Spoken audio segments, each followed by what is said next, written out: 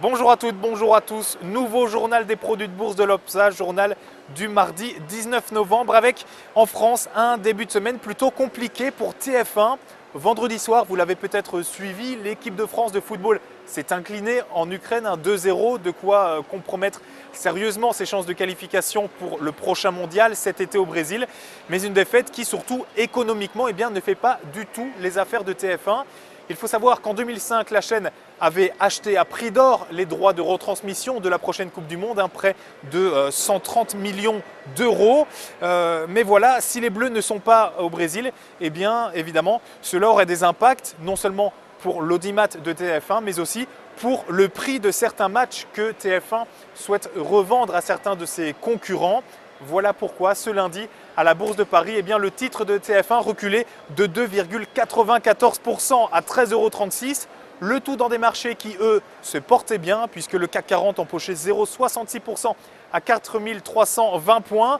Un CAC 40 boosté notamment par EADS avec ses plus 2,43%, mais aussi boosté par ses records ici aux États-Unis puisque pour la première fois de leur histoire, eh bien, le Dow Jones et le S&P 500 ont fluctué au-delà des 16 000 points pour le Dow Jones, des 1800 points pour le S&P 500, des marchés qui, on peut le dire, profitaient de la dynamique de la semaine précédente, en tout cas jusque lundi en début d'après-midi, moment choisi par Carl Icahn, un investisseur reconnu et respecté du monde financier. Eh bien, pour tirer la sonnette d'alarme, les marchés pourraient rapidement faire une grosse chute. Voilà les propos tenus par Carl Icahn lundi après-midi. De quoi faire paniquer tout Wall Street puisque à quelques minutes de la clôture, eh bien, où le Dow Jones était quasiment à l'équilibre, le Nasdaq et le S&P 500 affichaient eux de grosses pertes, respectivement moins 0,96 et moins 0,42%. Du côté des sociétés maintenant, on notait ce net recul affiché par Twitter qui perdait quasiment 6% et c'est la santé fiscale de Twitter qui inquiétait certains investisseurs.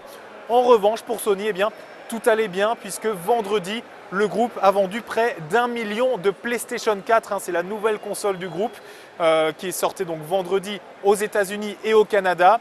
De très bon augure donc avant le lancement européen et sud-américain de cette nouvelle console. Ce sera le 29 novembre. Pour terminer, comme à chaque fois, la valeur à suivre. Et ce mardi, il s'agit du groupe spécialiste de l'immobilier commercial Unibail-Rodamco.